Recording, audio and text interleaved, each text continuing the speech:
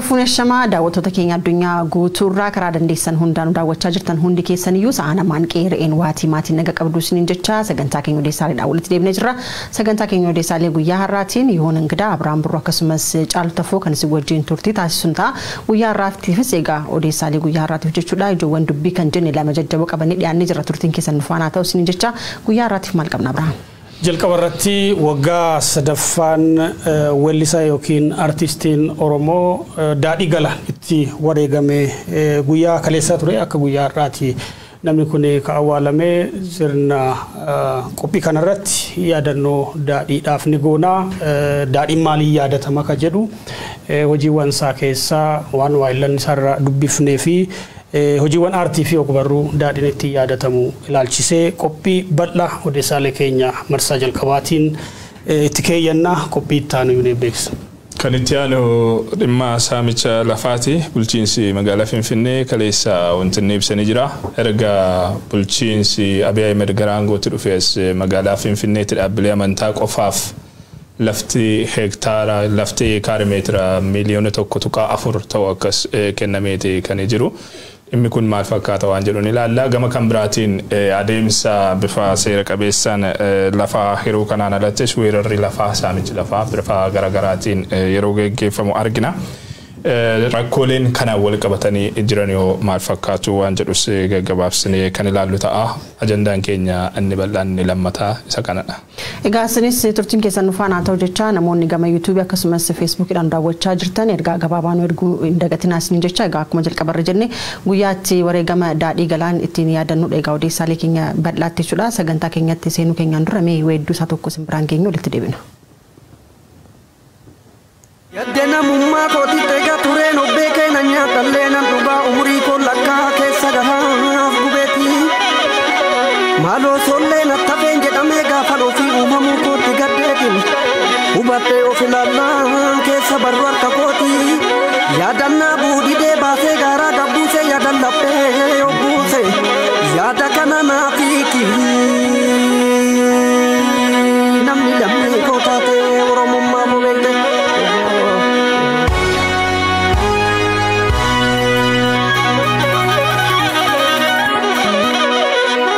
Lamarraa dhaladhee dhaloota koo morminee jaarsa abbootii biyyaa beekaa hayyuu barsiisaa kan tokkummaan nu dhibdee wal nyaannu maal mallisaa.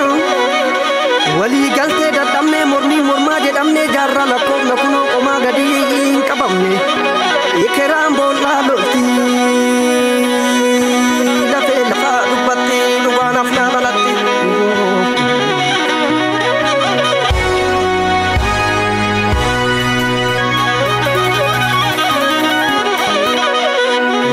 Galtee dadhabnee mormii mormaa jedhamnee jaarraa lakkoofna qomaa gadii hin qabamne. Nutis waliin morminaa deemsa duraa duubatti ekeraan boollaa loltee lafee lafaa dubbatti. Kan keenya maal mallisaa maaloo qoma koo akkam godheen callisa. Daadhii Galaan namoota qaqqaalii Oromoo namoota guguddaa Oromoo sirni nyaate keessaa nama tokkodha. Waggaa sadan har'aatti sirni awwaalchisaa akka guyyaa har'aa lafa dhaloota isaa aanaa Liban Cuqqaalaa keessatti kan raawwatame. Namni kun godina Shawaa Bahaa wiirtuu sirna gadaa Tuulamaa kan taate naannoo Odaanabeetti kan dhalate Liban Cuqqaalaatti baratee naannoo magaalaa Bishooftuutti fi bakkeewwan garaagaraatti nama barachaa turedha. Hojii aartii cinattis hojii ogbarruu fi namoota gargaaruudhaan beekamaa nama guddaa industrii aartii Oromoo keessatti hedduu yaadatamu keessaa nama tokkodha. Egaa akkuma jettee Daadhii Galaan Shawaa Bahaa aanaa Liban Cuqqaalaa ganda jaarraa Booroo jedhamu keessatti dhalate. Egaa Daadhiin weellisaa qofa osoo hin taane waltajjii nama miidhagsuudha. Waltajjii inni jiru irratti waltajjii ho'aa baay'ee bareecha waltajjiillee. Egaa Daadhiin kana malees gama hojiitiin qofa osoo hin taane hiriyyaa gaarii obboleessa gaarii nama jabaa akka turee fi nama weedduu isaa keessaallee keessumaayyuu geerara isaatiin hedduu kan beekamudha.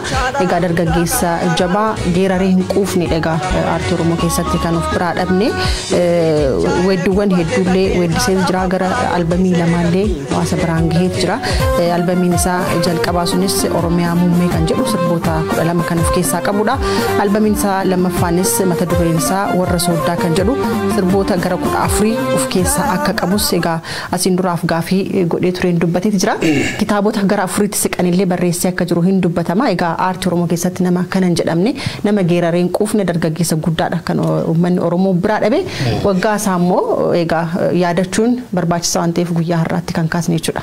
Wanni si buusu kitaaba cidatti albamooti gara albamoota sadiitti imimmaan hiyyeessaa kan jiru albamii sadaffaan turee jira osoo wareegamin dura immoo sirba qeenxee tokko kan nadhii gammadaa ilaalchisee sirbeetu jira gaafiin qaba kan jedhu nama hedduu jabaa tokko Oromoon dagachuu hin qabne garuu sadarkaa gumaata isaatti yaadatamaa nama hin jirre immoo. Wanti guddaan yeroo baay'ee garaa nama nyaatu xiqqoo daadhiidhaan wal qabatee wanti natti dhaga'amu haga hojjete hin beekamne namni kuni haga hojjete haga dadhabe haga gumaache bakki maluuf kennameera jechuudhaaf na dhibaan yeroo baay'ee erga ni du'ee booda dhayyuu natti fakkaatan namni hedduun kan isa bare daadhii jechuudha gumaachanne aartii Oromoo keessatti keessumaa gama muuziqaatiin darbees immoo gama hogbarruutiin kun hundumti isaayyuu immoo maalidha kan isaan bu'uura godhatanii turan qabsoo Oromoo giddu gala kan godhatan ture gama qabsoo Oromootiin namoota hojii guddaa hojjetanii darban dhaloota dammaqsan dhaloota barsiisan hojiileen isaa beekumsa irratti kan bu'uureffatan turanii seenaa irratti kan bu'uureffatan turanii quuqqaa Oromoon baroota keessatti sirnoota keessatti yeroo garaagaraa rakkoolee Oromoon argaa ba'ellee kan tuttuqanidha dhaloota ammaatiif ergaa guddaa waan dabarsan hojiilee gurguddoo seenaa keessatti illee hin dagatamnedha daadhiin kan inni nuuf dhiisee darbee gama barruutiin akkuma isin kaastan kitaabota aangoo sanyiin dhaalan boolla nugusa nyaate aartii fi aartistii Oromoo akkasumas yaadannoo jaallanii kitaabota jedhaman gumaacheeti kan jiru kan gama muuziqaatiin jiru siniyyuu kaastanii jirtu akkuma jedhe waa hundi isaa hojiinsaa dhimma Oromoo fi Oromummaa irratti kan xiyyeeffate ture artistii guddaa yeroo dhihoo kan anatti uummanni of biraa dhabe keessaa tokkodha waa'een daadhii xiqqoo nama quuqa gaafa yaadatan hedduu nama jabaa tokko namni kun aartii cinattis hawaasa dammaqsuudhaan baay'ee beekama ijoollummaa isaa kaasee mana barnootaa keessatti barachaa ture irraa kaasee garma aartii kanattu ka dhufe gumii dagaagina aadaa fi afaan Oromoo kan jedhamu sadarkaa manneen barnootaa Oromiyaa keessatti bara 1990 keessa turan keessatti naannoo aadaa kanatti kan keessatti guddate sirbi jalqaba affeerre kasayyoo ture sirba sayyoo sanaan kan sagalee qaratee jedhu gumii aadaa kana keessatti sirboota warraaqsaa foolleewwan dhiichisa sirboota aadaa geerarsa keessumaa hawaasa tuulamaa kana keessatti beekaman sirriitti bareechee sirbuudhaan nama beekamudha bara diddaan Oromoo jabaatee turetti sirboonni kunneen Oromoodhaaf onnee hidhannoo guddaa turan yaadattoo ta'e miidiyaaleen qabsoo Oromootu baasu bakka akka OMN sirboota isaa fayyadamaa turanii namni kun walaloo barreessuudhaan waltajjii gaggeessuudhaan muuziqaa barreessuudhaan kitaabota hedduu barreessee jira akkuma caaltuun kaaftee gara kitaabota sadii barreessee jira kitaabota afur aartii fi aartistii bifa walalootiin kan qophaa'e kitaabni kun waa'ee aartistoota Oromoo rakkoo waa bayii aartistoota Oromoo keessa darban akkanumallee taanee immoo kitaabni maxxanse aangoo sanyiin dhaalan kan jedhu mootota Itoophiyaa akkamitti sirni Itoophiyaa bulchaa ture dabaree wal furee aangoo biyya sanaa dhuunfataa akka ture aangoo sanyiin dhaalan kan jedhu nu malee kan jedhu mata duree qabuun kitaaba barreessee ture boolla nugusa nyaate kan jedhus kitaabuma isaati yaadannoo jaallaniidha kitaabni dhumaa kitaabota sanneen irra nu buusuu jiitu yaadannoo jaallanii dubbii keenya irratti yeroo Oromoo protestiidha gaafa ilmaan Oromoo irreecha irratti dhumanii booda kitaaba maxxanfame kitaaba isa dhumaati akka dhagayetti kitaabni kun Liiban Liibiyaa taateedha bakki dhaloota isaa Liiban Cukkaalaati Liiban Liibiyaa taatee jechuun jaallan isa wajjin wal'aansoo kana keessa turanii fi warra wareegaman itti yaadachuudhaaf kitaaba barreessee jedhan yeroo sanatti aanaan Liiban Cukkaalaa bara diddaa Oromoodha gara namoota 20 wayii dhabde yeroo Oromoo protestii Liiban Liibiyaa taate ka jedhee kitaaba sana barreesseef waahillan isa qabsoo kana keessatti kufanii fi dhugaa dubbachuudhaaf namni kun hamma aartii Oromootiif gumaache haga diddaa Oromootiif haga wal'aansoo Oromootiif gumaachee hin yaadatamne jechuu barbaada. Kanaaf sagantaa kana kan yaadannoo isaa gochuu barbaanne. Egaa waa'ee kitaaba isaa kaasuun kee gan online lama tokkotti dabaluu fi egaa kitaaba isaa aangoo sanyii dhaalan kan jedhu san kitaaba sanii mana hidhaa keessa gaafa ture akka barreessilee dubbata. Egaa kitaaba sanii gaafa inni barreessu abbaan isaa bara dargii keessa manuma hidhaa wal fakkaataa keessa hidhamee ture. Bakkuma abbaan isaa hidhameetti immoo innis immoo bara isaa keessatti mana hidhaa san wal fakkaataa san keessatti hidhame. Egaa taatee kanallee dhaalli namni biraa aangoo dhaalaa ani immoo hidhamuu dhaale jechuudhaan egaa kitaaba kanallee achirraa ka'eetiin akka barreessellee namni kun hin dubbate jechuudha. Manuma abbaan isaa itti hidhamee ture keessatti hidhamee kitaaba kanas barreessee uummata biraanii gahuu isaallee hin dubbata. Egaa namni kun waan baay'ee akkuma guyyoo yaadadhe Yihuneen duratti kaasetti egaa nama baay'ee hojjete garuu immoo hojiin isaa hedduun dubbatamne egaa inni wareegamee booda namni kun maal hojjete kan jedhu gaafuma namni haasa'u aadaa akkana godhee aadaa akkana uummata kanaaf hojjetee jira kan jedhu achi booddee nama hubatame waa'een isaa waan ta'eef dargaggeessallee nama hojjetee illee hin quufne nama gara fuulduraaf illee uummata isaatiif hojiiwwan hedduu hojiiwwan gama aartiitiin kitaabota garaagaraa barreessuuf illee abdii guddaa qabu turedha jechuudha.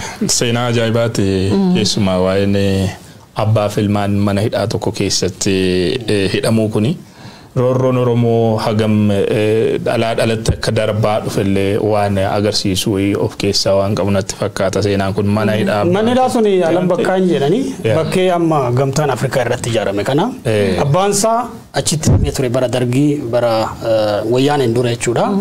Deebi'ee immoo innillee achitti hidhamee kana gaafiif deebii OBS wajjiniin yeroo lubbuun jiru godhe irratti kaasetti jira. Namni kun wareegamuu isaa ilaalchisee waa'ila isaa tokko dubbiseen ture du'a tasaa du'e namni kun kan jedhu namni baay'ee yeroo baay'ee hin gaafata. Inni boqotee immoo waggaa isaatti abbaan isaallee ni du'e gammachiis dhaggeeffannee walitti deebine. Du'a daadhii du'a tasaa jedhamee fudhatamuu gonkumaa hin danda'u. Ani du'a daadhii du'a tasaa jedhee fudhachuu hin danda'u. Sababni isaa daadhiin san dura waggoota ani beeku amma ani isatti bare yeroo ani dargaggummaatti dhufee sadarkaa isaan waan hirmaatan sana keessatti isaan duuba deemaa isaan waan hirmaatan sana keessatti hirmaachuu eegalarraa kaasee daadhii yeroo garagaraatti mana hidhaatti arga yeroo garagaraatti hidhamuu isaan dhagaa. Fakkeenyaaf yeroo irreecha deebisuudhaaf sochii godhame manguddoonni jabtuu lamaa dabalatee hawaasni lamatu lamaa kun taasise keessatti daadhiin warra adda dureedhaan sochii sana keessatti hirmaatan keessa jira. Sochii sana keessatti irreechi yeroo gaggeeffamu Oromoo iddoo garagaraatti dhufee irreecha bishooftutti raabsatti yeroo irreecha irreeffatu galgala isaa daadhiin hin dhama. Yeroo hundaa jechuudha waggaa waggaadhaan mana hidhaatti kan hin dabarsu. Kana booda kana boqotaatti sochiin adda addaa yeroo qabu yeroo hundaa hin dhama. Sochii inni godhu keessatti diinni baay'ataa jechuudha. Diinni kun diina eenyummaati. Diina maaliif aadaa kana asitti leellistuu maaliif waaqeffannaa kana barsiistuu maatii irreecha kana asitti deebistuu jedhee warra bifa sanaan nuti xiyyeeffatutu ture jechuudha. Yeroo garaagaraatti dhiibbaa nurra gahaa ture isarra gahaa ture kana walumatti naannoo kanatti hawaasa dargaggeessa Oromoo irra gahaa turedha. Dhiibbaan sun daadhii irratti guddachaatuma dhufeetu gaafa daadhiinis jabaachaa dhufu ibin sirbaan baasee sirba isaa keessatti maqaadhuma ta'eetuma sirna laphummaa kana abaaree sirbaa waan onnee Oromootti uumu lallabaa kuni diinatti akka diinni mucaa kanatti xiyyeeffatu godhe jechuudha. Kuni jabaa Oromoo adamsanii naannoo hundumarratti waan ta'aa ture hin beekta. Oromiyaa keessa kutaa hundumaa kan du'u nama jabaata. Nama hawaasa sana sochoosuu danda'u. Namni hawaasni ija godhatee of fuuldura dhabutu jedhama. Kanaan daadhiinni wanni cidhii du'a isaa sun bifa sanaan kan qophaa'edha. Odeeffannoowwan ergasanii bahanis hunda isaa horoo laaltu. Ibin akkaataa itti qorannoo dhumti waa'ee du'a isaa sun itti gaggeeffame mataan isaa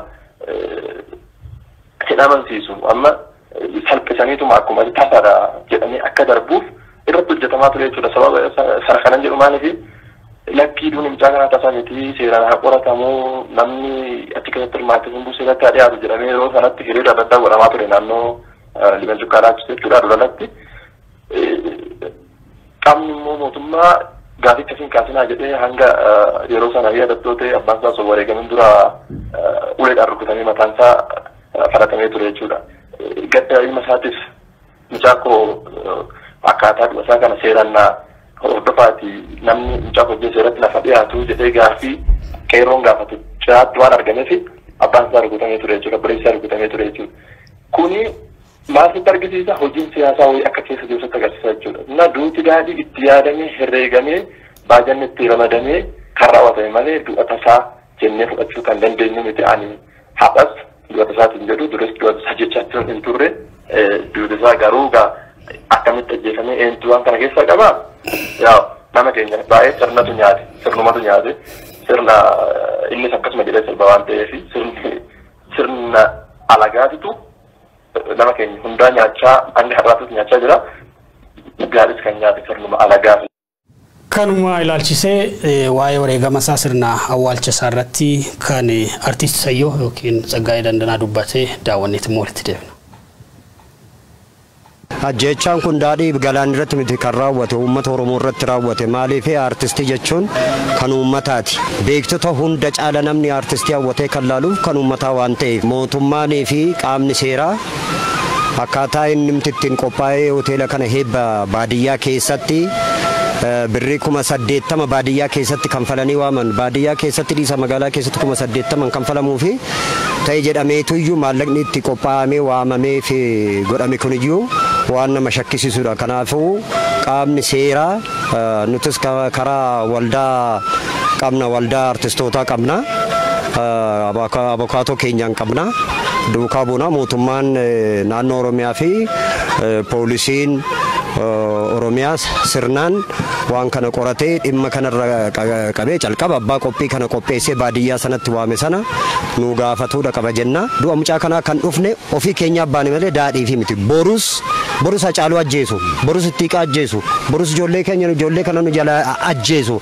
Maaliif du'a jennaan Oromummaa waan dubbate waan biteef qabsaa artistii miti kun qabsaa dhalaadha. Qabsaa ajjeesuu dhiisiti hija takkaan laaluyyuu hin dandeessu. Uummata Oromootiif qabsaa du'e laala. Akka kan ajjeeftu dhiisiti garagaltee iyyuu laaluu hin dandeessu. Kanaaf akka qaldiitti kan wal dhiifamuu miti jechaadha. Ijoogummaatiin barreessaa. Egaa artiist Sayyoo Danda'a jechuudha. Egaa namni kunin artiistii qofa osoo hin taane akka ilma kee dhabeetti natti dhaga'ama jechuudhaan dubbatee jira. Dhugaan nama kanaa bahuu qabdi. Hojiidhaaf jedhanii eebba hoteelaatiif jedhanii bakka inni itti dhalateetti waamanii birrii 80 jechuun yeroo sanitti qarshii guddaadha. Baadiyyatti miti magaalaa keessatti iyyuu qarshiin hagasii yeroo sanitti namaa kafalamee hojii nama hojjechiisan jechuudhaan dubbateeti jira. Egaa dhugaan nama kanaa hin baatu taanaan Hacaaluu dabalatee artistoonni biraallee ajjeefamuuf deeman jechuudhaan egaa gaafas kan dubbate raagallee fakkaata. Sirna awwaalcha kanarrattis egaa artiist Hacaaluu Hundeessaan illee gaafas argameetu ture. Wanti inni dubbate immoo dhugaa taate artistii jaalatamaa kanas egaa uf biraa dhabnee jirra jechuudha. Barabaraan nama wareegaa deema jechuudha Oromoon. Waan nama gaddisiisu hedduu qaba seenaan daadhii kuni ajjechaan isaa tasaa jedhamu malee tarii qaamni ajjechaa kana raawwate tasa dhedhee yaaduani namoonni hedduunis bifa kanaan kan isaan amanani kaayyoon ajjechaan kun raawwateef siyaasa ta'uu danda'a waan biraas ta'uu danda'a hedduun akka kaayyoo siyaasaaf duuba qabuttidha kan isaan amanan ajjechaa daadhii irratti raawwatame.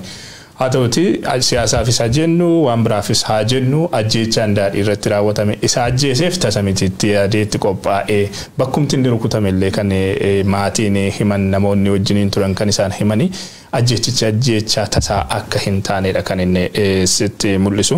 Daadhiidhaaf garuu tasaa wanta inni yaadne qe'ee itti dhalate irratti wanta itti dhufe ta'uu danda'a. Egaa wanti nama gaddisiisu inni kan biraan dhimma abbaa isaati. Abbaan isaallee ajjechaadhuma daadhii kanaan wal qabatee hedduu erga haala ulfaataa keessatti kufanii turaniin booda akka lubbuun isaanii darbeedha kan dhageenye. Haqni daadhii ba'eera jechuudhaaf hin dandeenyu ammasii. Haqni daadhii tarii yeroo dhugaan Oromoo galte yeroo dhugaan qabsaa'ota wareegamtoota keenyaa galte yeroo sana hin galti jenneeti kan abdannu. Daadhii yeroo yaadannu Hacaaluu yaadanna, daadhii yeroo yaadannu Eebbisaa yaadanna, daadhii yeroo yaadannu Ismaayyoo faa yaadanna, Maaramee faa yaadanna, Yoosef faa yaadanna, Jireenyaa faa yaadanna.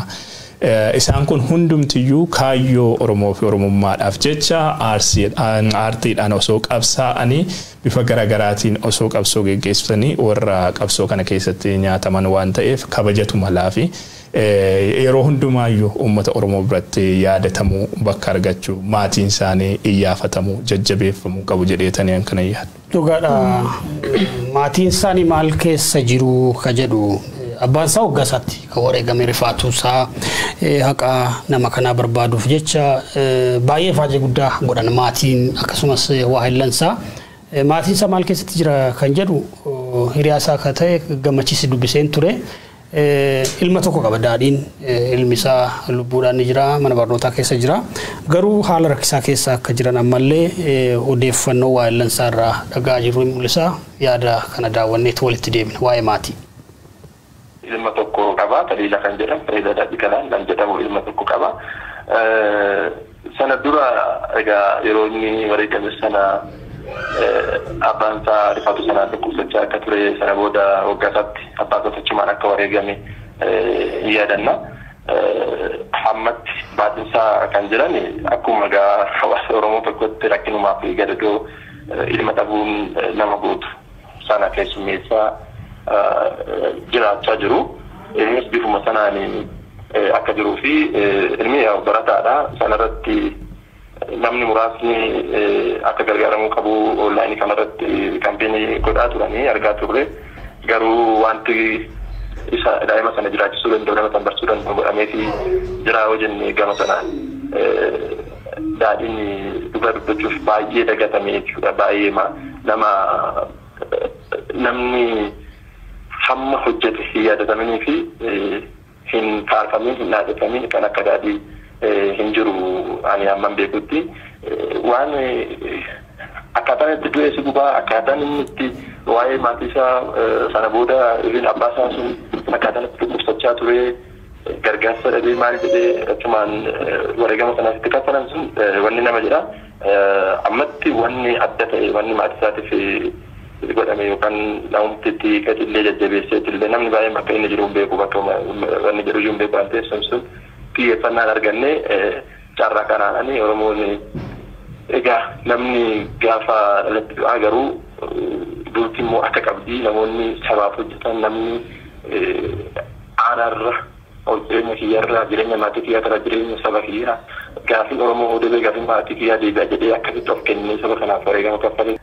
Wanti gara boodarraa daadhii ija buusee fi wanni jedhanii bu'uurri daadhiin ittiin deemu sirna ta'uu fi hawaasni bifa kanaan ijaaramee bifa sirna qabu bifa sochee diinni ofirraa hin qolanne hin jiru kan jedhurraa daadhiin jaalalaa fi kabaja akkasiitti kan inni hawaasaaf qabu sanumarraa ija diinatti illee bu'uu kan danda'e ta'uu isaati. Kanaaf yaadatamuu fi deeggaramuu qabu xiyyeeffannaan kennamuu fi qabaa yaada jedhuun qabaa. Hayyee sirni inni waa'ee isaa sirbaa ture waa'ee sirna miilikii kaasee haga sirna darbeetti roorroo Oromoo cunqursaa Oromoo haala Oromoo keessa darbe kan wareegama kanaaf saaxilee kan jedhu waa'illansaa ni kaasu. Wanni jabaan daadhiitti yaadamu tokko wallaansoo Oromoo jabeessuu waa'ee eenyummaa Oromoo barsiisuu warraaqsa Oromoo bakkeewwan naannootti dhalateetti dargaggoota mobilaayiz gochuudhaan kan beekamu. Waa'illi isaa gammachiis kun akkanatti metti yeroo baay'ee waa'ee irreechaa namoota barsiisaa turan keessaa nam tokko inni abbaa gadaa Tuulamaa duraanii Bayyana Sanbatuu siidaa badhaasoo nama jedhaman obbo Dirribii Damusee irreechi kunillee irreechi Oromoo ka horaa Bishooftuu kuni horaa Arsadee ka Bishooftuutti kabajamu kun akka jabaatee bal'atee itti fufu namoota aarsaa guddaa kaffalan keessaa nama tokko. Yeroo baay'ee irreechi oolee galgala isaa yeroo hidhamu dhageenyaadhaan always bara irreechi sadarkaa kanatti hin jabaatiin dura irra deddeebiin waggaa irreechaa hunduma galgala daadhii mana daatti kan agarru mucaan kuni tokko kana jabina eenyummaa Oromootiif quuqqaan inni agarsiisaa ture kabira ammoo waa'ee sirnoota irra deddeebiin sirbuu wajjii wal qabatee afaan warri mootummaadhaa warri sirnaa ija diimeeffatanii ilaalaa akka turani waa'illansaa fi namootiitti dhiyeenyaan beekan ni dubbatu. Wanni wareegama kanaaf isa dhaqqabsiises tokko kanuma jedhama. Egaa sirboonni fi kitaabonni inni barreesse waan seenaa uummanni Oromoo keessa dabarsee fi seenaa uummata Oromoo dubbatu sirboota isaallee gaafa caqastu kitaabota inni barreessellee gaafa dubbistu waan hiikaa qabudha waanuma callisee barreeffamu osoo hin taane sababii irraa ka'ee barreesseef qaba hiikaa qabas kitaabonni inni barreessanii sirboon inni sirbillee seenaa uummata Oromoo rakkoon uummanni Oromoo keessa jiru keessa darbillee waan of keessa qabudha. Egaa namni kun inni yeroo qabsaallee jechuun dandeetta. Yookaan bosonatti galee waraanne yookaan wannan jenne malee hanga danda'uun dandeettii waaqni isaa kennin dandeettii ofii qabuun egaa nama uummata Oromootiif qabsaa'edha. Gaafaaf gaafii OBS wajjin taasise tokko irratti gaafa dubbatu gaafa daa'imummaa isaa irraa jalqabee ijoolleen maal ta'atan gaafa jedhaman ijoolleen tokko tokko doktora ta'uu barbaada paayilatii ta'uu barbaada jedhanii angaruu gaafa daa'imummaa irra jalqabee weellisaa ta'a gaaf tokko jedheen dubbadha ture. Akkuma hawwii kiyyaa immoo guddadhee waan hawwii waan barbaadu bira gahee jira jedhee jira. Egaa sirboota babbareedoo uummata Oromoo biraan haa ga'u malee geerarrillee nama hin quufne namni kun jechuudha. Egaa daadhiin maaltu irraa baratamaa dhaloonni kun maal irraa barachuudhaaf danda'a waan jedhu qabxiilee tokko tokko kaasuun barbaachisaadha jedhee yaada yeroo yaadannoo waggaa sadaffaa wareegama isaatii kaafnu kanatti.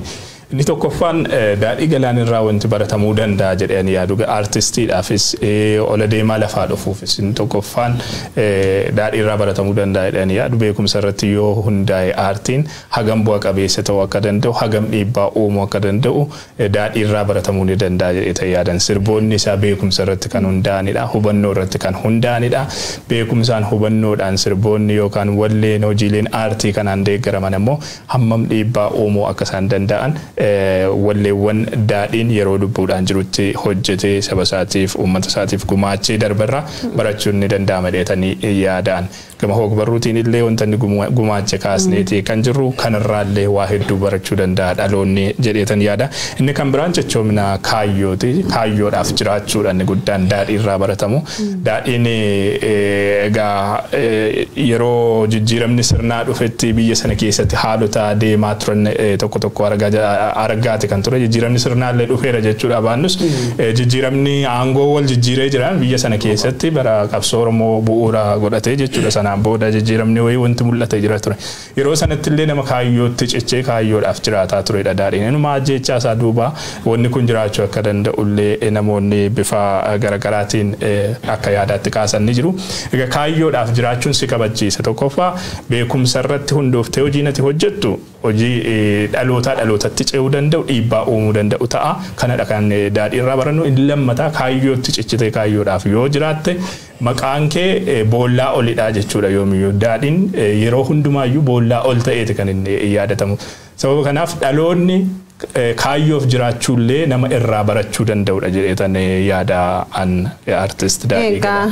Daadhii galaan gaafa lubbuudhaan jiru gaaffii OBS wajjin taasise jechuudha gaazexeessaa Muhammad Fantaallee wajjin jechuudha waa'ee weelluutii fi sirnoota inni weeddise jechuudha waan tokko dubbatee jira isa daawwannee walitti deebina.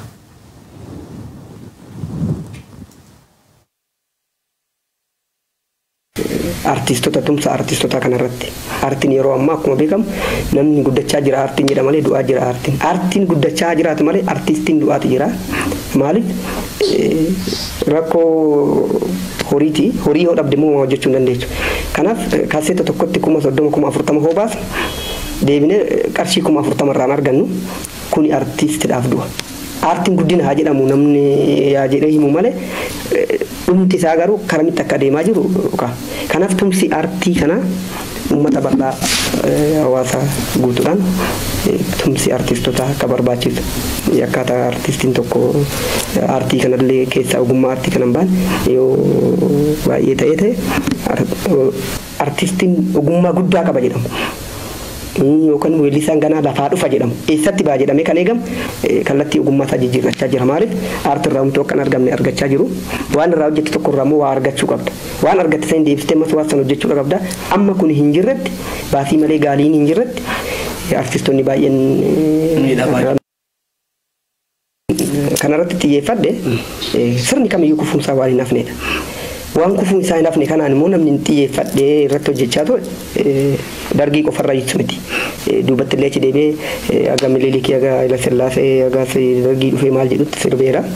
kanaafin sirna darguu keessa masaafintii gabbarree sirna ila tokko garuu jette booda sirba kee affeerra tole inni dargititti dugarna dhufin an duubaachi darbuudha sirna milili keessa yoo ta'e Jara kalu bare sanatu kalmata kale harras kuno nuti gamu dabare maltu dubbi kale cha kale sandagata jarri bulgun chipsen nama kalata agarna hudufni mo sarna ala sillase kesan anani terbe lafasiso safarre masafinti gabbarre nama sami bu'es takana garre saba cubbungone rakko santarre feudalisti numide agarre binesumarra binesatti tarre sarna darguutti dabarre wodicha purra jira kanaafin ka garanna dhufe garanna simo sirnichuma dargii kanatti yeroo ceenu darguun yeroo ka san alanneeyyu aangoo qabatu mareeta la araashoo kan lafti kan qotee bulaa jedhe ummanni biyyattii guutuun sochii miirri isaanii lafa keenya jedhee waan miira kana keessa jiru waan hubateef mareeta la araashoo jedhee gara aangoo dhufe xiqqoo turetti erga sirna abiyyooti isaa jabeeffatee humna paartii saphaa hundeeffatee jabaateen duuba mareeta la araashoo san koota fi gibiraan uummata dararuutti gattaa'e kanaafin kanaan immoo sirna darguu keessatti lafti kan qotee bulaan nuun hin jenne warri isa paaminaan keenya haree dhiitachoon irratti bare foowwan hudhee fannisaa yoo dubbanne waan isa foowwan hudhee fannisaa yoo dubbanne waan isa jedhe sirnootuma nuufaa keessatti eeffadhee as jedhe. Weelleewwan daadhii roorroowwan sirnootaa hammeenyi sirnooti saba Oromoo fi saboota cunqurfamoo biyya Itoophiyaa sana keessatti dhaqqabsiisan irra caalan isaanii sirboota kanaan kan baay'ee yaadatamu sirni immoo sirna akka nyaatu sirni tokko akka barootaaf for years eternally akkan turre sirni biraa sirna akka nyaatullee nama sirbaa turedha. Hojii aartiitiin cinatti immoo namni kun hojii tola ooltummaatiin illee akka beekamu warri isa sirriitti beekan ni jiru. Weellistoota baay'ee gargaaraa akka ture daa'imman hedduu gargaaraa akka ture dhageenyeeti jirra. Hojiiwwan inni irraa wareegame kan amma yoonaa uummata biraan ga'iin illee muraasa jiraachuu akka danda'an namoota dubbiseerraa dhageetiin jira. Keessuma wanni barreesse akka jiru walaloowwan kitaabileen akkanumallee karaa muuziqaatiin illee warri wanni maxxanfamii jiraachuu mala kanarratti egaa gara fuulduraatti waa'illansaa namooti aartii jaalatan sabi Oromoo illee dhimma kana gara uummataatti fiduudhaaf hojjechuu qaba. Hojii guddaan daadhiidha siidaansaa hojii isaati. Haa ta'u garuu wanni namni kun itti yaadatamu lafa dhaloota isaa yookiin Oromiyaa Finfinnee bakkeewwan garaagaraatti jiraachuu mala. Akkuma namoota bebbeekamoo Oromoo kan biraati. Kanaaf isaaf Rabbi haa araaramu biyyoo galabaa haa godhuu fi uummata Oromootiif jajjabina hawwina qabsoon itti fufaa qabsaan ni kufaa jenna. Egaa daadhii galaan biyyoon sitti haa salphatu seenaan kee hin badinii ammallee egaa uummanni Oromoo seenaa daadhiin nuuf dhiisee darbe immoo yaadadhaa maatii isaas yaadadhaa. Qabsaa'ota keenya artistoota keenya warra seenaa keessatti baroota keessatti gatii nuuf kaffalaa turan carraa kanaan warra akka Zarihuun Wadaajoofas yaadachuu dandeenya isaan kaanis yaadachuu dandeenya isaan kana hundumaaf ammoo osoo isaan lubbuudhaan jiranii tumsa barbaachisu haa goonuu jennee gara dhimmoota itti aanuti yoo ceene wayyanatti fakkaata. Egaa ajandaa keenya taanuun immoo bulchiinsi magaalaa Finfinnee bifa armaan dura hin baramneen jechuudha. Dhaabbilee amantaatiif lafa hiraa bahuusaa kantiibaan magaalattii Adde Adaanech Abeebee ibsaniiti jiran. Egaa ibsa kanas kan kennan ibsa yaa'ii mana maree bulchiinsa magaalaa Finfinnee irratti akka ta'e dubbatamaa jira. Keessumaayyuu mana amantaa Ortodoksiitiif lafti kana hin jedhamne kennamaa akka baheedha kan dubbatanii dhaabbilee amantaa hundaafuu lafa hagamiitu kenname kaaree meetira hagam kenname kan jedhu ibsa isaanii kan irratti dubbatanii jiranii garasitti jenne jechuudha. Ibsa isaanii daawwannee walitti deebiin wayya. Ibsa isaanii wanti irraa murree qopheeffannee ni jira. የኢትዮጵያ ኦርቶዶክስ ተዋሕዶ ቤተክርስቲያን 89 ቦታዎችን ሰጥተናል። 4 ኪሎ ያለውን መንትያ ህንጻ በደርግ ዘመን የተወረሰውን እንዲመለስላቸው አድርገናል። እነኚህ 89 ቦታዎች በካሬ ሜትር ካየነው ከ1 ሚሊዮን በላይ ናቸው።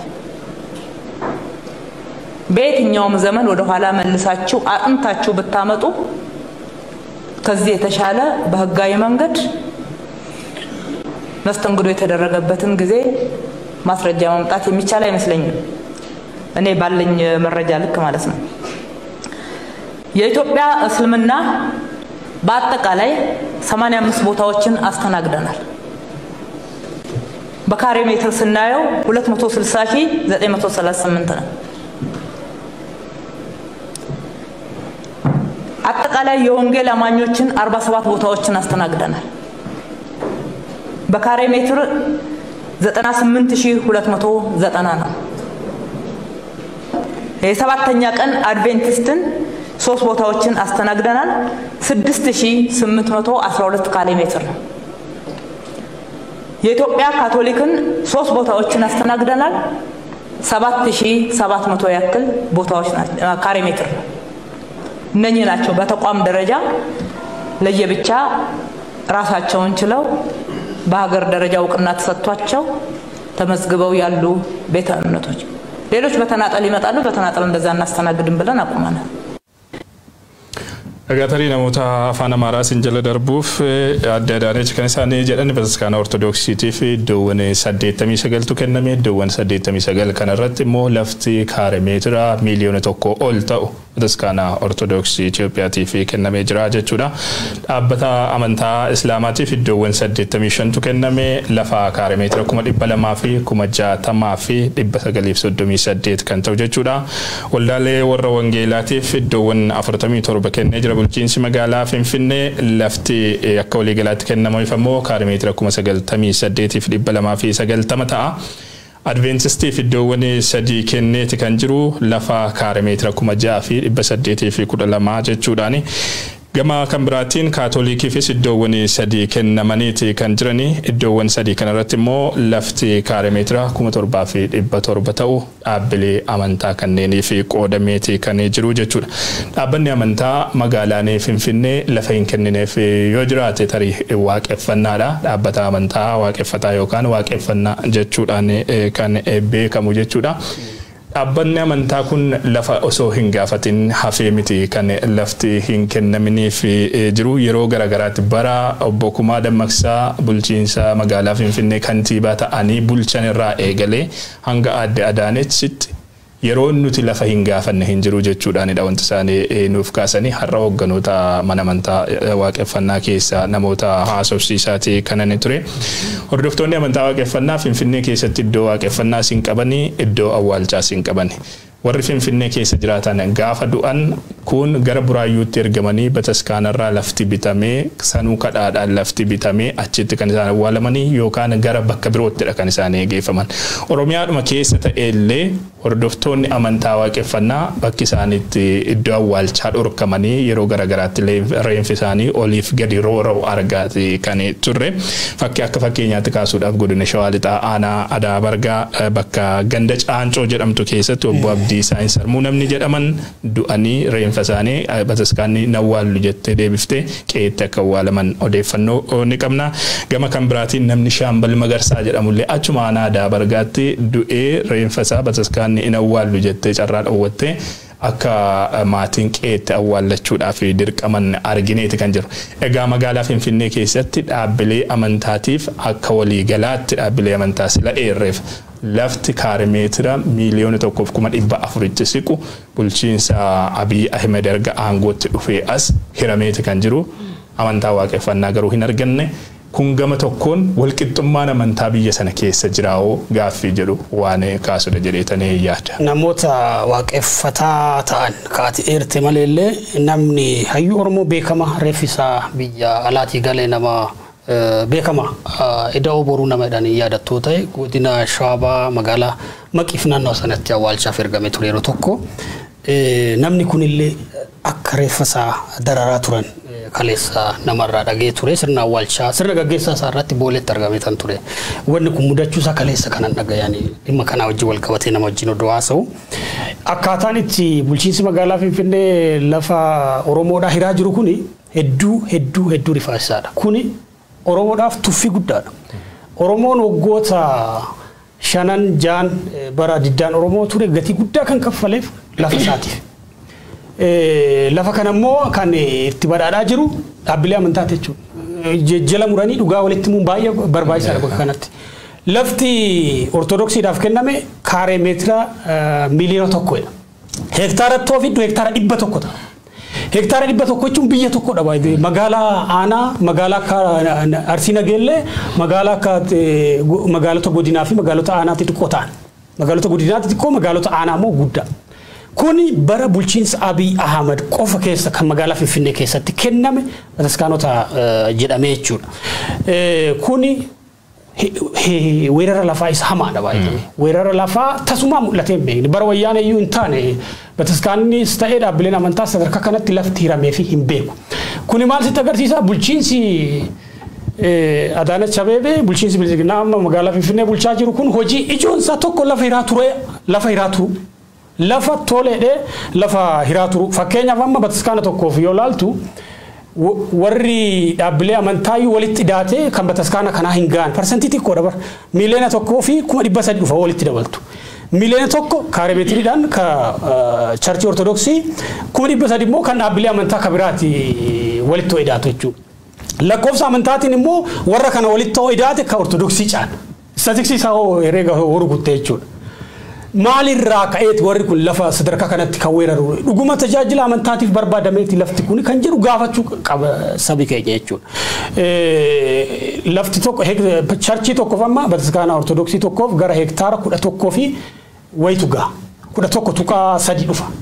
Kana jechuun is too much. Maaliif akka barbaadan lafti kun gaafii guddoo kan ka'u irra jiraatu. Amma biyya xiqqoon tokko jirti Vaatikaan kan jedhamtu Room miti gara Roomii kana. Vaatikaan hektaara 44 irra qubatte lafti beeta mangistii Abiyyuu xiqqoo beeta mangistii Miliksan xiqquma caalti.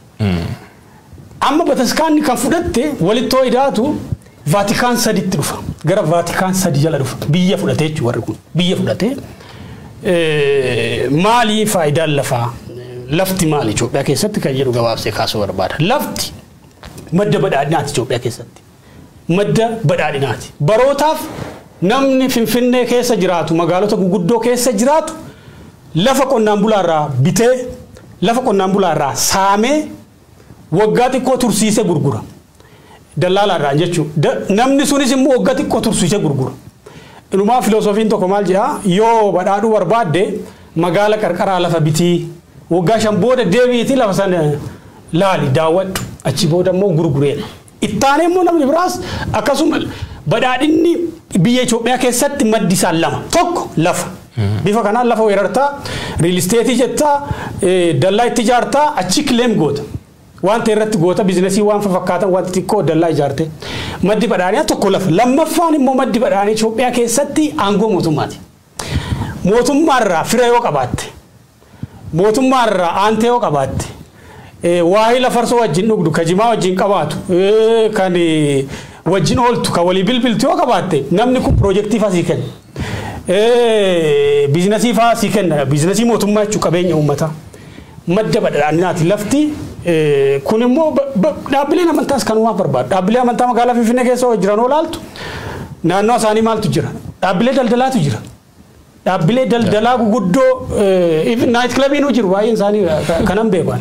Kompleksiiwwan guguddoo mooliiwwan guguddoo ijaaraniit achi keessatti nagadu.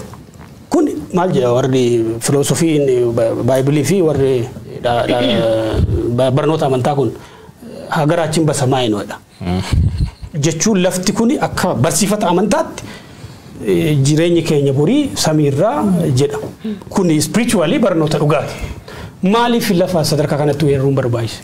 Moo abbaan irra jiru lafa kana kan jedhu gaafii natti yeroo baay'ee. Egaa addee Adaanech Abeebee dhimma kana kan dubbatan ammoo dhugaa jirtu kan himaniif atakaaroo dhiyeenya kana manneen amantaa keessumaa ortodoksii kana wajjin dhiyeenya kana walitti bu'iinsi waan tureef lafa gana ga'u isinii kenninee jirra. Maaliif masqala addabaabayiidhaaf dubbatan kan jedhu himuudhaaf fakkaata kan bahanii dubbatanii. Egaa kan magaalaa Finfinnee kana haa dubbatan malee naannoowwan Oromiyaa keessa jiran iddoowwan garaagaraatti lafti weerara immoo odoo ibsame kana ol taane baay'ee maaleffachuudhaaf deemne jechuudha. Egaa yeroo baay'ee gaafa laaltu namoonni kunniin amantii daawoo godhachuudhaan egaa lafa kan weeraraa bahanii lafti taabootni bu'ee jedhanii egaa dubbatan gaafa argitu magaalaa Finfinnee keessa bakka fooqiin jiru yookaan bakka qabatameetti gaafa bu'uun dhageettu bakkuma dachee bal'aa lafa Oromoo Finfinnee keessa achi beeti taabonni kun gaafa bu'ee kan dhageettu egaa kun baay'ee waan nama maalilchisuudha dhuguma amantaadhaaf jedhaniiti immoo lafa weeraruudhaaf deeman kan jedhullee yoo gaafa teettee loojikaal taatee gaafa laaltu taabotni bakka filateeti miti kan bu'u egaa waan baay'ee nama irraa dubbachuu dandeenya waan hedduu jechuudha asiin dura qees balaa qasis balaa wajjin interview godhee ture keessatti daandii highway magaalaa Finfinnee fi Adaamaa jiru jechuudha daandii masanirra beetaksaana 50 ta'utu jira jedhanii dubbatanii karaa masanirra jechuudha kiiloomeetira meeqa irraa sawa daandii sun ijaarame daandii masanirratti beetaksaana 50tu jira jedhanii dubbatanii kunini hangam jechuudha daandii kiiloomeetira 45 akkasiin taane keessatti beetaksaana akkasii yoo jiraate osoo naannoo Oromiyaa keessa hunduma keessa yuu deemamee laakkaamee immoo hangam ta'a heektaara meeqatu fudhatameera maqaa amantaatiin. Amma mana amantaa ortodoksii dhaga kan maqaa dhoofnu irra jireessaan sababni isaas rakkoon kun irra jireessaan kan inni wal qabate bal'inaan mul'atu mana amantaa ortodoksiidhaan wal qabateeti sababuma kanaaf kan mana amantaa ortodoksii maqaa dhoofnu malee mana amantaa ortodoksii irra jibba qabaannee yookaan loogii qabaannee ilaalcha addaa qabaannee miti garuu dhugaa lafa jirtudha kan asirratti dubbannu. Dhaabbanni bifa seera qabeessaan lafti kaare meetira miiliyoona 1 ol kennameef dhaabbanni amantaa ortodoksii Itoophiyaa keessatti qabiyyeen lafaasaa maal fakkaata Finfinneedhuma keessatti qabiyyeen lafaasaa maal fakkaata waan jedhu ilaaluun barbaachisaadha jedhee tayyaadha. Dhaabbanni akka ortodoksii Itoophiyaa keessatti dhaabbanni akka ortodoksii lafa bal'aa qabatee jiru qabeenyi guddaan harka jiru baga qabaatan maaliif qabaatan jechuu hin dandeenyu haa qabaatanii haa dabalatanii tariiga dhaabbata biyyaadha waan ta'eef yoo sirnaanitti dhimma bahameef qabeenyuma biyyaati ortodoksiinis qabeenyuma biyyaati jenneeti kan kaasnu jechuudha garuu dhaabbanni bakka awwaalchaa tokkollee osoo hin qabaatin waggoota 20 sanaa oliif osoo gaaffii bakka awwaalchaallee gaafatu bakka itti waaqeffannaallee bakka itti waaqeffatullee bakka gaafatu jirutti lafti tokko osoo hin kennamineef dhaabbata amantaa lafa haga kana gamoo haga kana qabiyyee haga kana Finfinnee keessaallee qabatee jiruuf gaafa lafti hammi kun kennamu akkamiin ilaalameeti amantaan biyya sanaa akkamiinidha ija akkamiitiinidha kan isaan ilaalamaa jiran bifa kamiinidha kan isaan keessummeeffamaa jiranii waan jedhu sitti kaasabamni isaas heerri biyyatti amantaaleen hundumtuu wal qixxeedha sabaaf sablamnoonni hundumtuu wal qixxeedha jechuudhaanidha kan inni kaasu darbee amantaa waaqeffataa warri geggeessan warra qabiyyee hin ganamaa kan isaanii ta'e lafumti Finfinneeyyuu kan isaaniiti jettee afaan guuttee dubbachuudhaaf kan si dandeessisudha kana seenaanis ragaa ba'a haalli qabatamaan jirus ragaa waan ba'udha kun wanta ofii keenyaaf lafaa kaasnee finnee yookaan oomnee haasofnu miti jechuudha lafti bifa seera qabeessaatiin kaarimeetira miiliyoona 1 ol bataskaana ortodoksiidhaaf kennameera jedhamu kanaan olitti iyyuu ammoo kan booldi ta'e natti lafa bifa seeraan alaadhaan weeraramaa jirudha. Finfinnee kutaa magaalaa Finfinnee hunda yoo deemte lafti bifa seeraan alaatiin alii xabalatu ba'e jechuudhaan alii taabotatu bu'e jechuudhaan mana amantaa sana miti ta'uu danda'a beektaa kan geggeessu kana garuu namoonni mana amantaa sana dawoo godhatanii mana amantaa sana keessa ta'anii daldala lafaarratti bobba'an lafti isaan daangessin hin jiru Finfinnee keessa amma fakkeenyaaf yeroo baay'ee gara lammii kuraa kana fa'aa keessa gara sana fa'aan jiraachaa turan meetira muraasa irratti bataskaanadha kan itti argitu meetira muraasa irratti bataskaanaaf jedhamee lafa dalleeffamee lumuxxiin sun irra dibamee daangeffamee taa'udha kan itti argitu.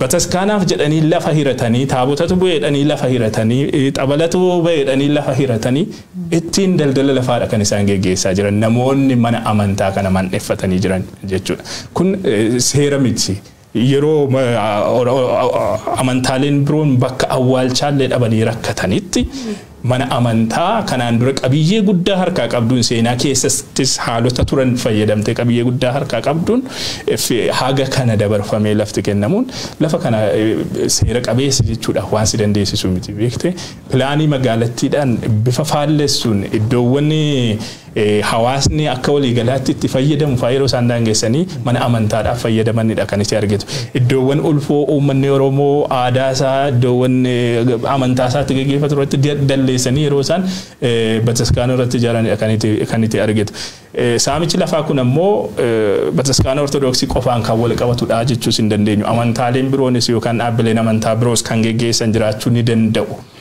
isaan kana bu'uuruma ragaa arganneen tokko lamaan kaasne kan irratti dubbannu ta'a. Sababni isaas dhimmi lafa Oromoo dhimma keenya isa ijoo waan ta'eef jechuudha. Dhimmi saamicha lafa Oromoo dhimma uummata Oromoo isa ijoodha. Akkuma Abrahaam sila kaase waggoota 5-7 dura bu'uurumti diddaa uummata Oromoo bu'uurumti qabsoo uummata Oromoo kan ture dhimma maaster pilaanii Finfinneeti. Dhimma saamicha lafaati. Maaster pilaaniin maalidha? Saamicha lafaadha. Dhimma qotee bulaa buqqisuuti. Dhimma egeree qotee bulaa balleessuuti.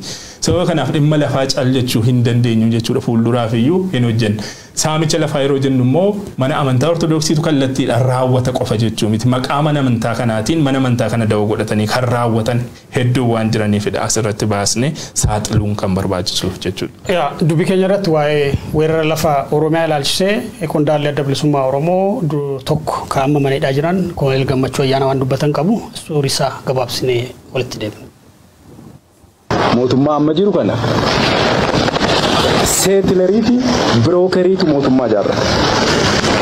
Walitti seetilarii qubattuu lafa Oromoo irraa fi dallaalaa lafa Oromootu marji walitti ta'ee mootummaa jaarrata.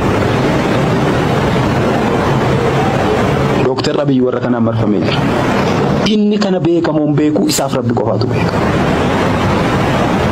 Settlers lafa Oromoo kana isa amma harkaa qaban caalaa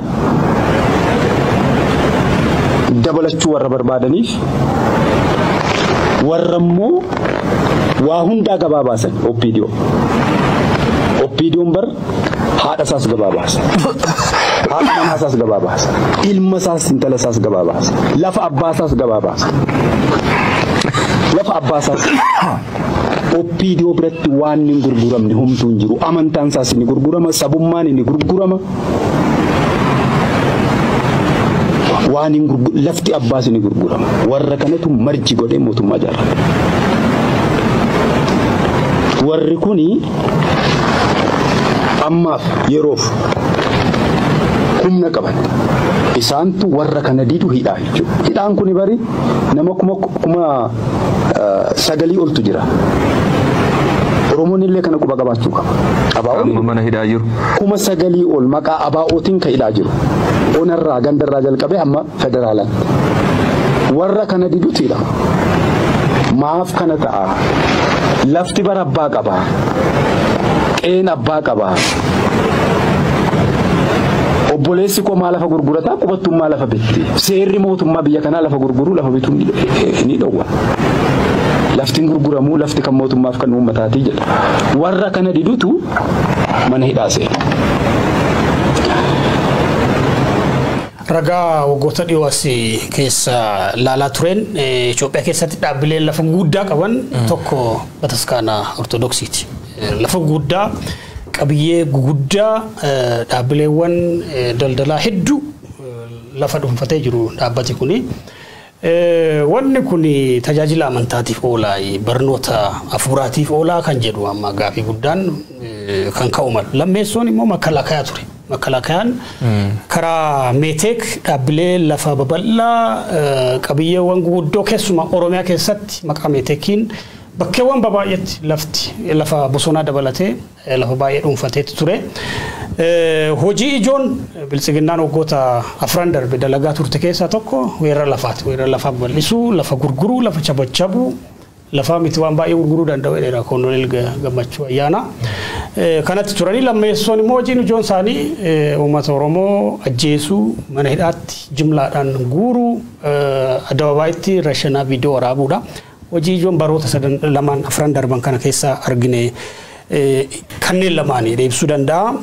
Dhaabbilee amantaa kun by the way claim lafa gaafatanii apply godhanii iyyatanii miti kan lafti kennamaafi ture waan sidibu. Jalqaba lafa irratti ijaaru akka amma argaa jirtan kun irratti ijaaru achi gara waajjira kantiibaa yookiin immoo bulchiinsa lafaa deemanii claim godhu. Lafti kun kan keenya. Lafti kun green area ta'uu danda'a. Lafa industrii ta'uu danda'a. Bakkee qoshashanitti darbatamullee ta'uu danda'a akka pilaanii magaalaatti jechuudha. Garuu bulchiinsi magaalaa Finfinnee warra kana lafa kennu lafa raggaasisuu malee hojii biraa waan hojjete hin jiru. bakki takka siniif hin malu lafti kun green area dha pilaanii magaalaatiin alaa bakkee dhaabbata amantaa hin agarsiisu lafa industiriitii lafa mana jireenyaati waan jiru bakka tokkottu hin agar garuu hundi kunu lafa dhaabbata amantaatiif ta'uudha kan jedhu gaafii guddoodha jechuudha dhaabbileen baay'ee bakkee lafa babal'aa qabatanii daandii irratti akka caaltuun jette lafa guguddaa fertile ta'e dhuunfatanii bakka daldalaa ta'a faayinaalii kuni by the way kaaba Itoophiyaatti iristii jedhama lafti iristiidha ittiin bu'amu lafti investimentii kan barbaadamu harka 90 ol kibba Itoophiyaati obbo Dajalee Xaafaa interview armaan dura OMN wajjin godhe keessatti waan kana kaasee ture gaafa OMN Finfinnee ture kaabatti iristii jedhama lafti gurguramu ilmatti dabra lafti ka gurguramaa jiru ka weeraramaa jiru ka investimentiif oolaa jiru lafa kibba Itoophiyaati kuni qaama even amma dhaabbileen amantaa mashruum gochaa ka jira Finfinnee fi naannoo Oromiyaa keessatti irra caalaa isaanii kuni qaama duguuggaa sanyiiti waayee qaama duguuggaa sanyiiti qaama cultural cleansing Oromoo lafarraa balleessu identity Oromoo illee karaa kanaan balleessu kuni akeeka amantaa miti waayee amantaa kana keessa jira it's not amantaa koozii amantaan qabuuni saamichaa fi daldaladha. Egaa namoonni amantaa da'oo gochuudhaan weerara lafaa kana irratti hirmaatan hedduun isaanii wanti isaan godhan ammoo taaktikiin isaan fayyadaman yoo gaafa ilaaltumaa inni keessumaayyuu yeroo galgala mana ijaaruudhaan mana sibiilarraa ijaaramu kan ijaaranii ka'anii galgala bakka namni itti argine namootni abbootiin seeraa bakka arginetti deemanii bakka barbaadan sanitti mana san dhaabanii ganama gaafa hidhattu beeta kiristaanaatti kan argine har'a dhaabatee argita wanti amantii immoo baay'ee sensitive waan ta'eef namoonni illee dhaqaniitti dubbatanii namni biraallee beeta kiristaana keenya nu jala kaasuuf ta'an gaafa jedhee waan amantaa namni hunduutti dhimmama waan ta'eef dhuguma waan amantaati jedhee namoonni deemanii achitti lubbuun isaaniillee darbu olkiin garaagaraallee yeroo ka'uun dhageenya egaa dhuguma osoo amantaadhaaf ta'e gaafa ilaaltu lafuma bakkumti manneen amantaadhaaf jedhamanii fudhataman kunniin bakki lafa amantaatiif taatu baay'ee xiqqishuudha naannoofti isaa guutuun isaa daldalaaf oola galii guutuu achirraa argatan naannoo ednaamuun fuuldura amma beeksisan jirtu kaasuun dandeettanii jala isaa sanniin baankii hedduutu irraa kireeffatee jira manatti farnisharii itti gurguramu hedduutu jira guutuu isaanii gara naannoo 22 kan illee gaafa laaltu uraa elfa gaafa laaltu ofiisni keenya lachi ture waan ta'eef bakkeen itti amantaan sirni amantaatti raawwatamu bakka xiqqoodha bakkeen kun garuu daldalaaf waan ooludha egaa amantaa kan taane kanarraallee arguu dandeenya jechuudha. Adeemsonni mana amantaa da'oo godhatanii deemaa jiran kun daldala lafaa qofa irratti kan dhaabbatan miti beektee gochoonni mana amantaa kana keessumaa mana amantaa ortodoksii da'oo godhatanii deeman kan guyyaa guyyaadhaan madaa sabaaf sablammoota biyyattii tuttuqan hedduutu jira. Manni amantaa ortodoksii yeroo ammaa isaan kanaaf da'oo taateeti kan isheen argamtu. Amma fakkeenyaaf dhimma alaabaa Minilikiin mirmirsu gochoota Minilik seenaa keessatti uummattoota irratti raawwataa ba'e gocha duguuggaa sanyii akka Qidduus Xoorinneetiitti fuudhanii Qidduus Xoorinnet jechuudhaan dhaadhessuu yakkoota inni raawwataa ture sana faarsuu footoo Minilikiin mana amantaa keessa fannisanii itti sagaduu kunkunfaatu mul'ata beektee iddoowwan garagaraatti ragaadhaan deeggarra ergisiisuu dandeenya yeroo darbe ayyaana cuuphaadhaan wal qabatee waan deemaa ture ni beekna madaa uummata Oromoo tuttuquudhaaf dhimma siidaa aanoleetiin wal qabatu wanti isaan hojjetanii qabatanii gadi ba'an Finfinneedhuma keessatti ni beekna afaanii fi aadaa gama tokko ol kaasanii mul'isanii isa kaan dacheetti dabaluu inni isa kaaniin akka hin lallabamne yoo itti lallabame yoo itti barsiifame taabonni akka hin deemne bifa kanatti itti dhiyeessuudhaaf daldalli siyaasaa mana amantaa kana keessatti hojjetamu daldala siyaasaa salphaa miti akkuma jenne amantaarraa rakkoo hin qabnu nuti kitaabolee fi barsiifanni amantaan kun itti fayyadamtu manumti amantaa kun dhiifama gaafachuun kan irra ture kan sabaaf sablammoota biroo xiqqeessan kan amantaalee biroo xiqqeessan meeqatu jira dhimma kanarratti yeroo dogoggoradha jettee manni amantaa kun gadi baatee dhiifama gaafattullee hin jiru jechuudha gama kan biraatiin haalonni kunniin madda walitti bu'iinsaa ta'aati kan jiru uummata gidduutti komii uumaati kan isaan jiranii ilaalcha namoonni faallaa sabaaf sablammootaa qaban calaqqisiisan kanaan haga lubbuun namaa darbuuttillee wanti ga'ee ni jira bataskaanni ortodoksii kana calliftee ilaaluutu irra jira yookaan adeemsota kan jajjabeessuutu jira jedhee yaadan sababni isaas amma gochoota bakka garagaraatti raawwataman egaa akka gaazexeessaatti yeroo odeeffannoo funaantu saalota jiran yeroo qoratu waa baay'ee argita beekte amma manni amantaa ortodoksii Wallaggatti maalidha kan inni ta'ee jiru keessumaa iddoowwan lolli daangaadhaan wal qabatee lolli jirutti bakka weerarri milishaa Amaaraa babal'atee jiru keessatti manneen amantaa da'oo milishaan faannoo keessatti of ijaartu ta'anii kan tajaajilaa jiran jiran akka fakkeenyaatti Wallagga Bahaa Giddaa Ayyaana Aanaan Doodee Dichoo bataskaanni Mikaa'elii Alii jedhamu bakka Alii jedhamtuttidha gochi duguuggaa sanyii ji'oota lamaan dura raawwatamee ture bakka sanatti gabaasaati kan ture. Qaamoleen gocha kana raawwatan duguuggaa sanyii kana dhalattoota Oromoo irratti raawwatan bataskaana Mikaa'elii Alii jedhamtu keessaa ba'anii akka uummata irratti dhukaasa banan sanadha kan isaan miidhamtoonni nutti himaa ta'e kan isaan turan. Achi qofa miti aanaa Amuruu keessa ganda Siiddan bataskaana Gabreelii keessa buufatee jira milishaan faannoo isaan kanaaf da'oo ta'uun irra jiraatu bataskaanni Ortodoksii Itoophiyaa jechuudha. Bataskaanni Ortodoksii kan saba tokko qofa miti kan ilaalcha siyaasaa qaamolee ilaalcha siyaasaa tokko qofa geggeessan miti kan nama hundaati kan Oromoonni amantaa kana keessa jiru ni jira sabab sablammiin biroon amantaa kana keessa jiru ni jira kana hundumaa ija tokkoon ilaaltee bakka kennitee fi ilaalchota siyaasaarraa walaba taatee da'oo siyaasaa ta'urraa walaba baatee da'oo milishaa ta'urraa walaba baatee akka mana amantaatti socho'uu danda'utu irra jiraata. Kanaan achi uummata kun akka wal fixuuf akka wal nyaatuuf illee sababa taatii jechuudha manni amantaa. Rakkooleen mana amantaa Ortodoksiidhaan wal qabatanii yeroo ammaa mudataa jiran rakkoo hedduudha. Kana hordoftoonni amantaallee callisanii ilaaluutu irra jiraata jedhee yaadan. Dhimma saamicha lafaas, dhimma siyaasaas, dhimma ilaalchota garaagaraa calaqqisiisuu, dhimma madaa uummattootaa tuttuquu kanas waa hundaaf sila furmaata taa'edhamee kan qoricha ka ta'uu qabu mana amantaa ture.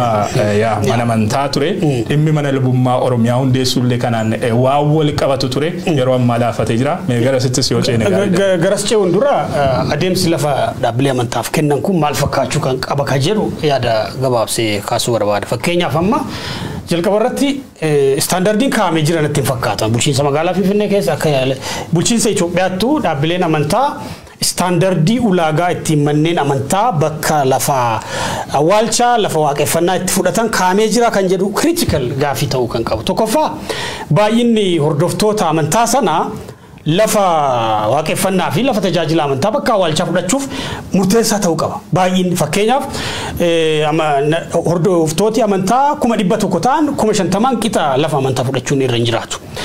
Lammeessoo immoo qubsuma isaanii faca'iinsa waan jedhu fakkeenyaaf fermaata hundumarratti bataskaanni ijaaramuu qaba. Fermaata hundumarra masgiidi ijaaramuu qaba.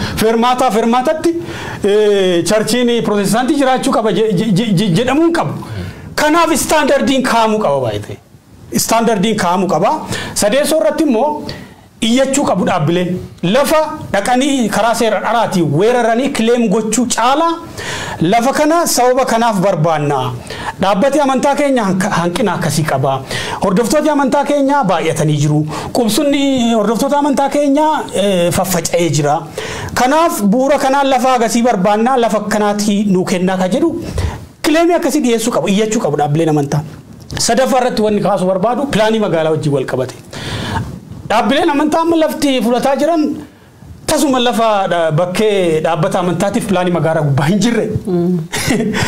Takka lafa kondominiyeemii laga qarqara daandii cinaa green area bakkeewwan akkasiitti lafti kan kennamaa jiru. Kennamaa jira osoo hin taane kileem godhanii kaartaa irratti hojjechiifataa jiran.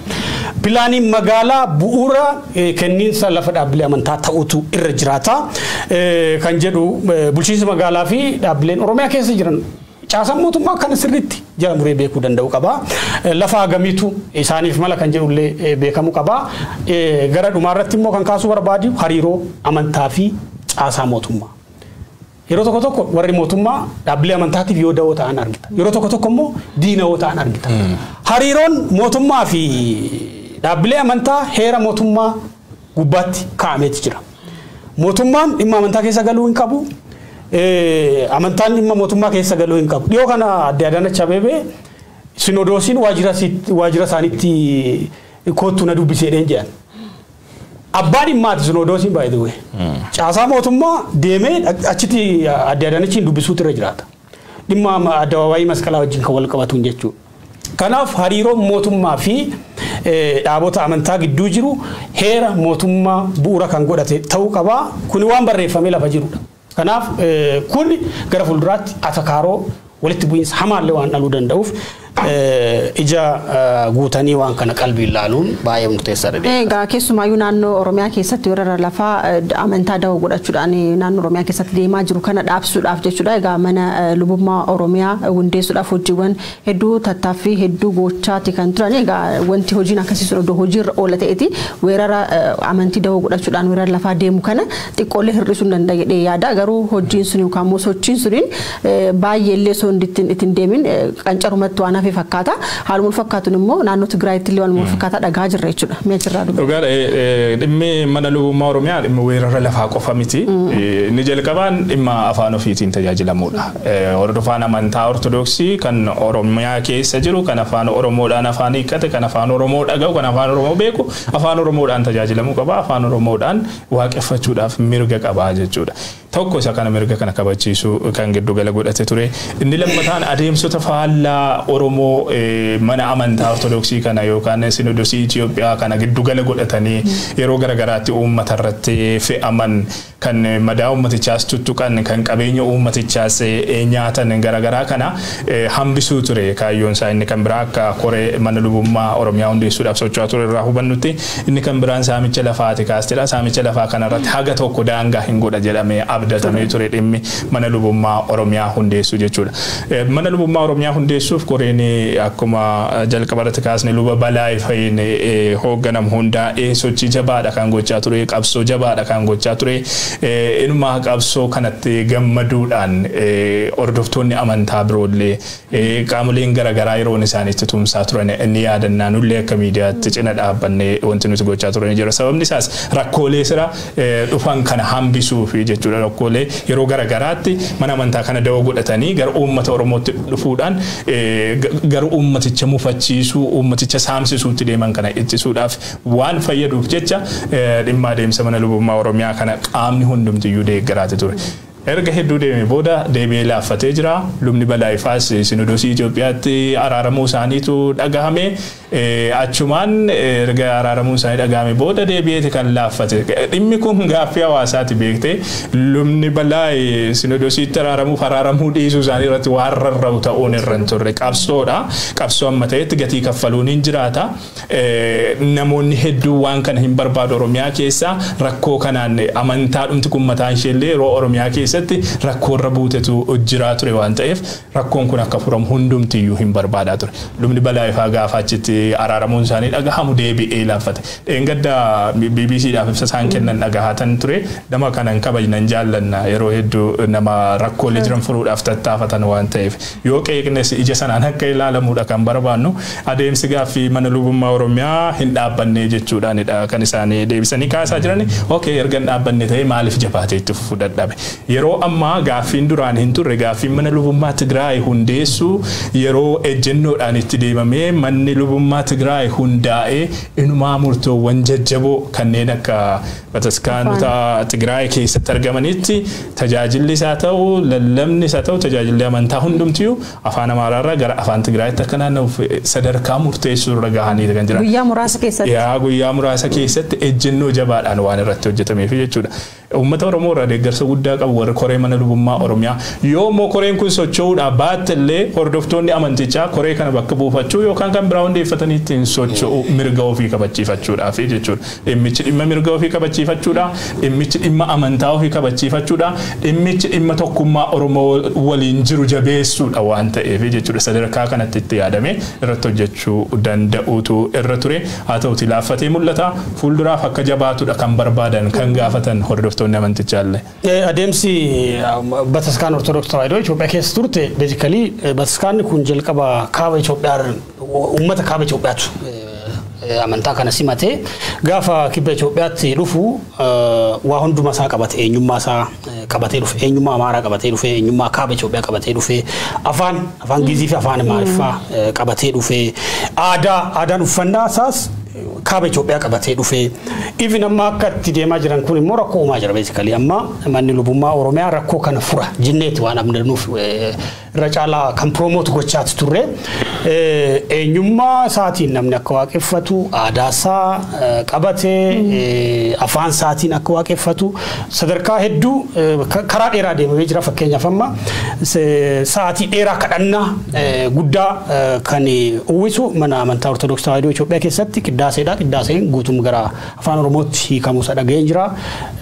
Matsaafonni yookiin barnoowwan amantaa gara afaan kanaatti jijjiiramanii jiranii Tigraay yaaga kana hin hojjetamne beekali amma kan jalqabaa jiran yeroo dhiyoos isaan wanni guddaan bataskaa kanatti itti mufataa jiran hoogganooti amantichaa yakkoota waraanni Itoophiyaadha waraanni Eritiraadha waraanni milishaa Amaaraa naannoo Tigraay keessatti raawwataa ture ka uummata keenya miidhe ka uummata keenya salphise ka dhaabbilee amantaa bataskaanotaa fi masgidota Tigraay keessa diiga hin balaaleffanne inumaayyuu ulee ta'ee jajjabeessaa ture. Kanaaf nu bataskaana Ortodoksii Tawaahidoo Itoophiyaa wajjin dhaabatu hin dandeenyu qaama tokko ta'uu hin dandeenyu jechuudhaan mana lubummaa isaanii hundeessanii jiranii hundeessuuf murteessanii jiranii paatriyaarkii mana lubummaa olaanaa jechuudha beeta kanatti Tigraay hundaa'ee jira.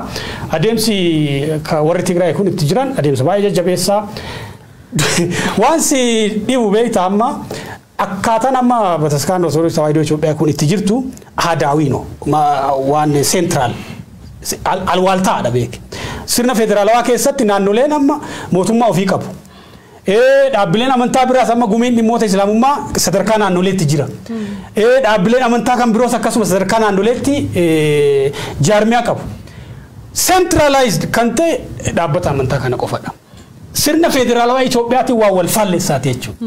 Kanaafi kan reddeebiin manni amantaa kun afaan sabootaa dubbachuu qaba eenyummaa sabootaa gidugaleessa godhachuu qaba aadaa saboota biyya sanaa gidugaleessa godhachuu qaba kun immoo dagaagina amantichaaf fayyada beek sanaafi kan reddeebinee qaba.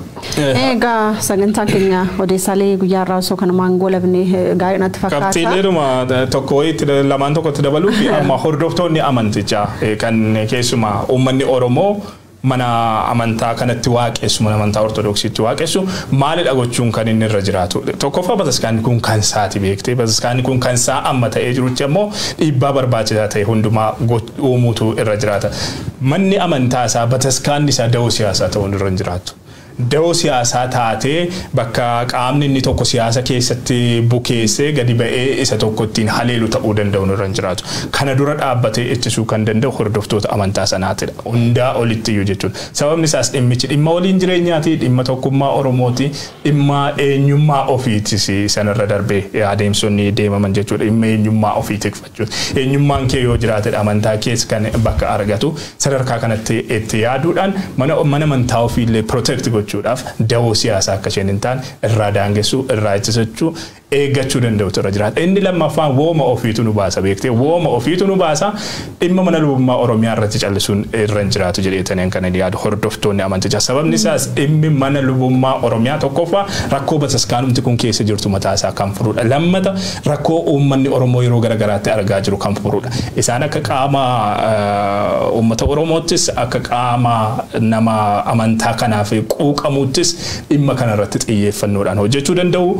Akkuma sila kaasne koreen kun yoo babbaddellee koreen kun yoo hojjechuudhaaf dadhabdellee bakka qaama biraatiin bakka buufachuudhaan yookaan koree biraa hundeeffachuudhaan sadarkaa sanatti itti deemuu danda'uutu irra jiraata. Namoonni ejjennoodhaan koree kana keessa socho'aa turan ni jiru.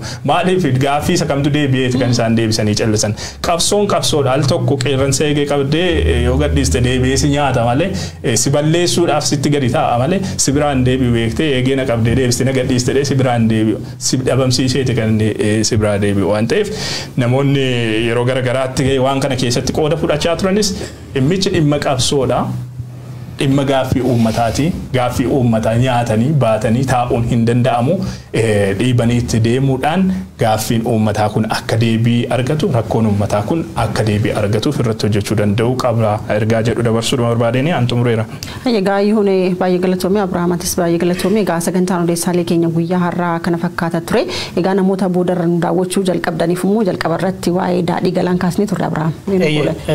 Daadhii galaan erga wareegamee guyyaa narraa guyyaa tawwalamedha waggaa sadaffaa isaatii kan yaadatamaa jiru waa'illansaa namooti aartii bakkeewwan garaagaraatti yaadatu addataati kan jiranii hojiiwwan isaa kaafnee gumaacha inni aartii Oromootiif ogbarruu Oromootiif waliigalatti saba Oromootiif gumaachee kaafnee jirra gara dhumaatti immoo waa'ee saamicha lafaa magaalaa Finfinnee maqaa dhaabbilee amantaatiin godhamaa jiru ka mootummaan da'oo ta'ee fi gaggeessaa jiru irratti mari'annee jirra odeessaaleen keenya kan guyyaarraa kanuma turan. Tole daawwattoota Oromiyaa Miidiyaa Neetwoork waan waliin turtaniif galatoomaa odeessaalee keenya qixxaata dhufuutiin walitti deemna. Kerro kafi kaba ejen kafi kaba nadi gamada koti kamso jam kabe suma bube daban nutti mi jahi dalonni cinkame nutti mi jahi dalonni cinkame gafin kaba ammat gafin kaba ayyun gafi kaba ejen gafi kaba nadi gamada kota ikkisa barmada yadatte garan nabada gafatu male apotin gada gafatu male apotin gada gafin kaba ammat gafin kaba lamin gafi kaba ejen gafi kaba gara gubanne nadi gamada sidamne shuru ke sada jedamne shiru jara tintatamne shiru jara tintatamne gafin kaba ammat gafin kaba umum gafi kaba ejen gafi kaba ayyun oromo meka tubbane dabame dafa dukkanatti dame jarri kun sila ifatti nugame jarri kun sila inuman nugame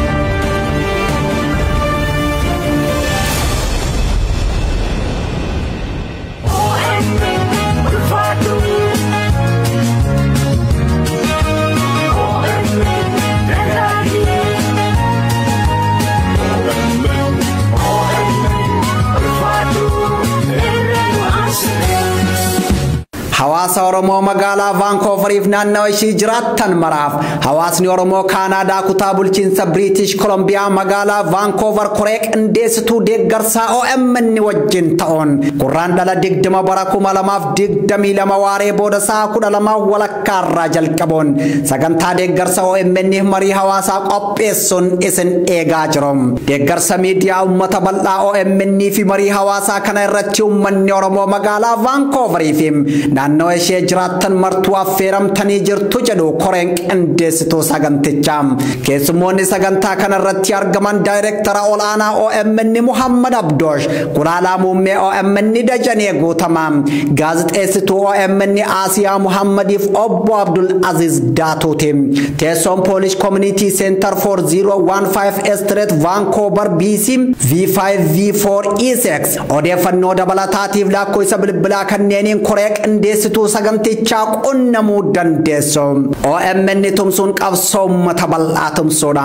Koree qindeessituu sagantichaa Vancouver British Columbia Canada.